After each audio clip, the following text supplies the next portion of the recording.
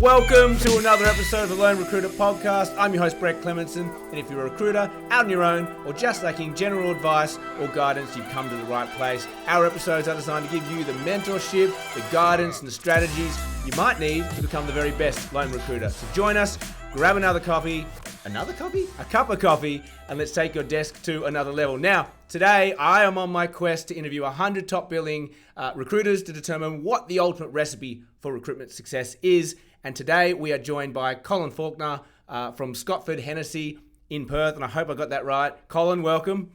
Almost. Yep, Damn got me right, but Scotford Fennessy with an F at the second part there. We're not affiliated with any brandy at all, unfortunately. Yeah, excuse me. It's Friday afternoon. I'm already thinking about the weekend. So there we go. Hey, look, Colin, welcome. For those of you playing at home, we actually worked together very briefly in separate offices in a previous life, and we've gone off and done on our separate ways, and we've come back around. I wanted him on the podcast because I know he's a great recruiter, and hopefully he's got some great insights for us today.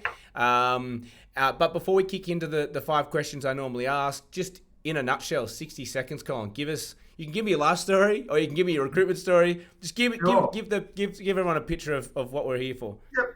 Yeah. So recruiting for the last 12 odd years now.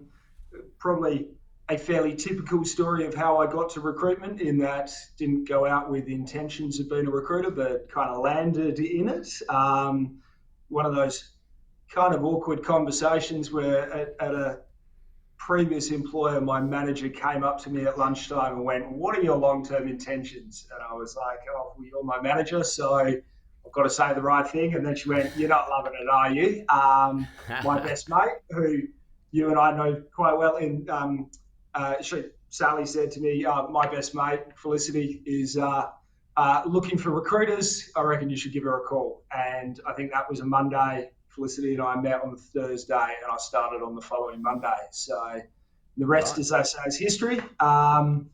In terms of recruitment, it's all been white-collar professional roles, had a number of different desks, starting in mining engineering back in the day, did some resi construction for a while, and then have been mostly in legal for the last 7 odd years now, give or take.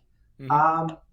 And with the current role here with Scotford Fennessy, it's more of a billing manager type role with more management and more billing, depending on, it kind of goes up and down depending on which way the wind's blowing, but kind of wearing 2 hats these days. I guess that's the recruitment side. Family-wise, couple of kids and long-term partner, and built a new house last year.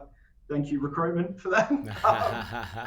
That's it. Recruitment builds houses. I feel like that's the go-to for most of us, because I was actually saying to today in the office, like, a lot of the time what we do, there's nothing tangible. There's no product. I mean, it's all advice, and it's all like, we place people, but there's no product, no book, there's no like widget, there's no. So what do? We buy houses. That's it. All right, let's jump into it. So 5 questions for you. I'm really intrigued to hear your answers. Let's jump into it. Yep. If you could only have one KPI to measure the success of your desk right now, what is that KPI? Yeah, probably something you've heard a bit, but it's just where the rubber hits the road in terms of recruitment. It's the client interview. It's the candidate meeting a client. That's where it all happens ultimately. So if those aren't happening, then it's a pretty good lead indicator that you're going to have some problems down the line. Absolutely. I would add one additional thing to this though, and it's something that I'm working with some of my newer to recruitment team members at the moment.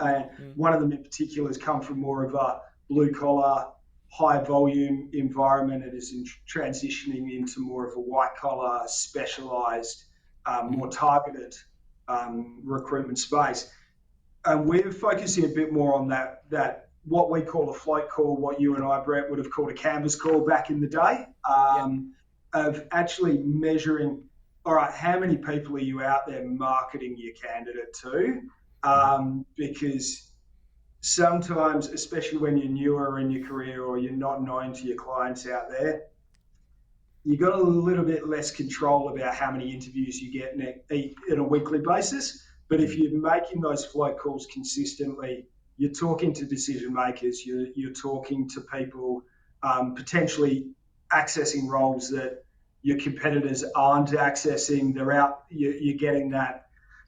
You're operating more in that rarefied air where you're not one of many in one space. Well, it's about getting at the right place at the right time and hitting it with the right thing, and you can only do that through volume of those canvas calls or floats. 100%. Correct. Yeah. So that's something we're working on. But ultimately, once you are in the hum of a desk and it's running for you, it's got to be interviews. That's a really interesting point. We won't harp onto it for too long, but we're doing that internally at the moment, which is your KPI week to week might actually change. You know what I mean? Like if you're building a desk or you're transitioning from blue collar to white collar, well, your KPI should be different to your KPI or my KPI, because we've got a rhythm, a hum, or we've got a focus, or we've got targets that we're already chasing. That's where our activities need to be. But if you're building a desk or you're trying to work out where your market is, of course, like your KPI this week could actually just be how many meaningful conversations are you having with potential clients, to therefore gather a better understanding of what that market looks like, therefore understanding where those interviews are going to eventually come from. 100%. We use a scorecard metric. It's essentially a KPI. We reported on it in our weekly team meetings, and everyone in the business from the admin team through to the big boss has a set metric. Now, we usually set those on a 90-day basis, and then we review them. But we've probably just in the last couple of cycles have gone, hey, just because we've got that measurable doesn't mean we can't change it within that 90-day cycle to make it a bit more tailored to, okay, where's your desk at now? So that's something a bit new to us in terms of evolving that measurable throughout the course of our quarterly cycles. I feel like we didn't have one KPI just now. I feel like we just covered them all. But anyway, we're going to move on. I love it. If it was a speed dating scenario and you had the perfect candidate in front of you, but you had zero time for whatever reason, and you could only ask 3 questions to interview this candidate, what are the 3 that you're going to ask? Okay. In my head, recruitment is problem solving. And you can't solve the problem until you define the problem. Mm-hmm. So I very much, if I had 3 questions I had to ask, it would be, why are you talking to me today? So essentially getting a reason for leaving. Non-negotiables in a new job. And what else would I ask them? I actually jotted the final one down. What have you done already? What have you done so far in your search? And I guess there's nothing in that, and I fully appreciate there's nothing in that in terms of judging how good that candidate is in terms of technically where they're at and that sort of thing. There's a lot of assumptions that you need to make as a result, but I guess that's dealing with the legal space. I can get a pretty good idea of what kind of clients they're operating with, what kind of work they're doing, purely based on the firm that they're with and how many years PAE and that sort of thing. Obviously, there's a lot of devil in the detail to separate individuals out, but I would much prefer to get a mandate in terms of what this candidate is looking for and be able to go and hit the market and then come back to them and go, this is what I've got, tying back to that floating canvassing situation. This is what we've got. And then kind of do a follow-up interview that goes into specific stuff around that specific job. Then I would go, I'm going to talk all about what your experience is and have no idea what's actually going to get you out of bed to go to my And look, you basically as well, from what I can glean, those questions are around, A, can I help you? Can I solve your problem? And are we going to waste each other's time? And that's it, right? And then after that, obviously, this is a made up scenario. Of course, you're not going to ask just 3 questions, but yours are almost like red light, green light, red light, green light. Like if you get 3 greens, then we're going. Well, it doesn't even necessarily have to be red light, green light. It could be, but you are right. We're triaging our time. We cannot give all this time to every single individual we talk to because there's finite time in a week. And I think of one of my biggest placements ever, equity partner. The final question. It just so happened that the one option that I had was the one option that he hadn't looked at in the market. and but he yes, that's the best. And it gets better. He went to primary school with the hiring manager, so they were mates from 11 years old. So the stars align. But you look at an A grade candidate on paper who's top tier trained and all of that, and then they come to you and go, well, I only want another top tier, but I've got coverage on the other five already.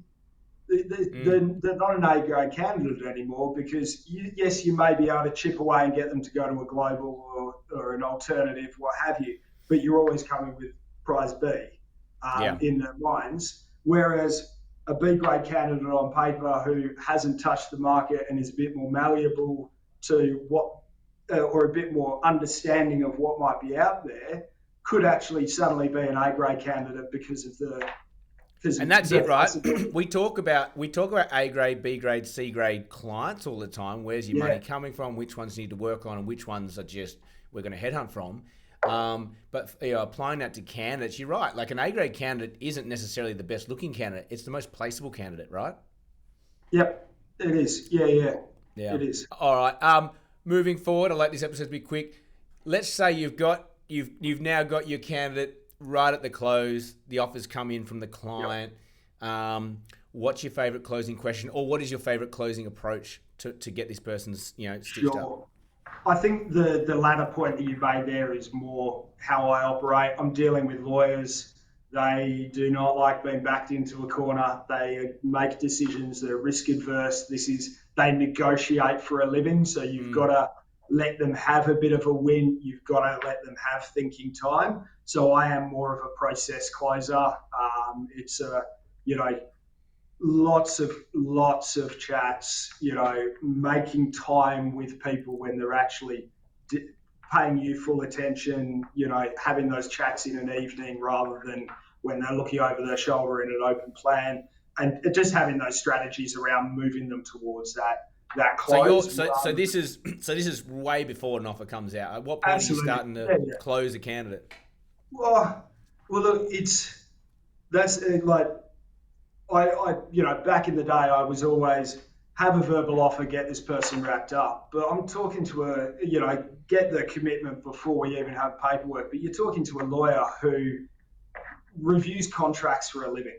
Like they want to look at every single thing. My experience is they go, yeah, I'm happy, but I need the devil's in the detail in the contract. So I very much I'm not releasing it. I'm getting a sense of where they are with other things. I'm not just flicking it out there and letting it go into the ether. I'm nursing them through that process.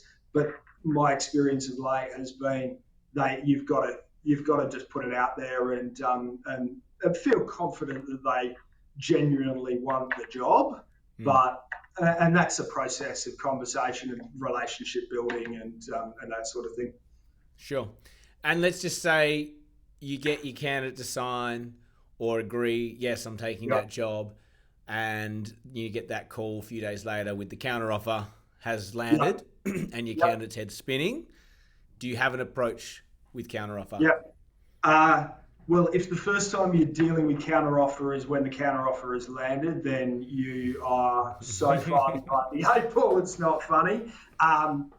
My approach with counteroffer is talk about it early, and assuming I've got more than 3 questions to ask in the interview, I'm talking them. I'm sorry, I'm breaking your guidance. I'm talking about it potentially even at the first interview. If not, then oftentimes I'm doing that scoping kind of conversation first, going back with options, and then going into a deeper interview in a second conversation. And at that point, talk to me about resignation. What's the response going to be? You know, how I'm assessing risk in terms of how critical is this individual within the partner's team structure to go, okay, this is the sole senior associate, and then they've got 3 grads below them, and then the partner, and the partner's sitting there thinking, shit, if I lose this person, I am back to doing 90-hour weeks because I've got no one doing that middle level work.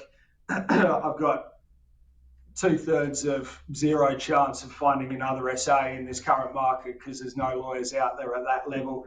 And I start just mapping how much of a risk it is, you know, how big a dump truck of money can they back up to this candidate's house to get them to stay.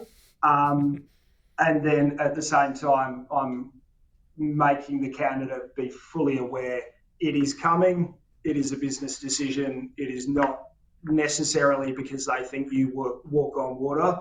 It's all of those risk factors that the partner is assessing in their own business and making sure that they expect the counter offer so that when it comes, that they think, yeah, this is par for the course, rather than it being a flattering pat on the back.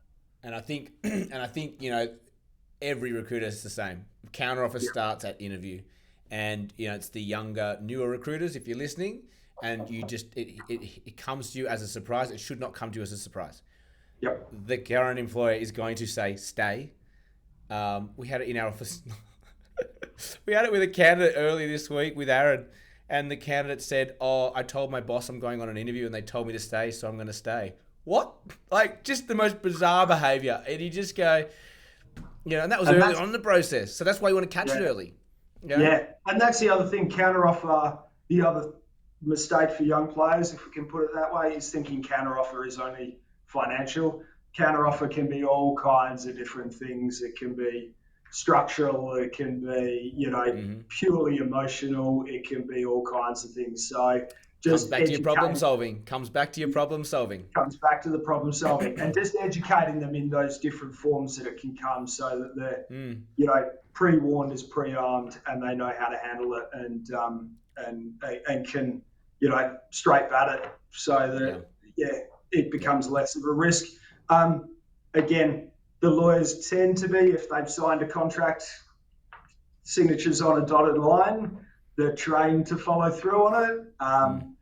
I'm not going to tell you that I didn't have a senior legal counsel pull out 2 days before he was due to start after a 2.5 month notice period. Wow. That was a fun call to the client. Well, actually brings me to my last and final question, which is, how do you pull yourself out of a slump? Because I'm betting you that one hit you hard.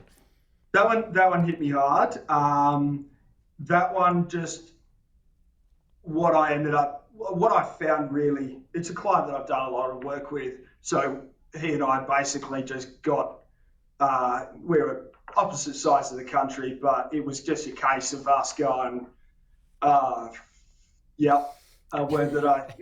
You could swear. You could swear. Just going, this is a really shitty situation. And, you know, just kind of bonding a bit over it, going, okay, yeah, this is awful.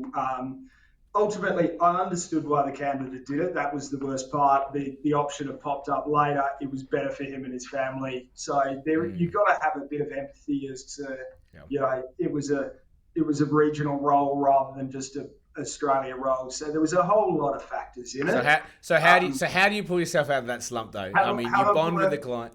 Yep. So in that case, I bonded with the client.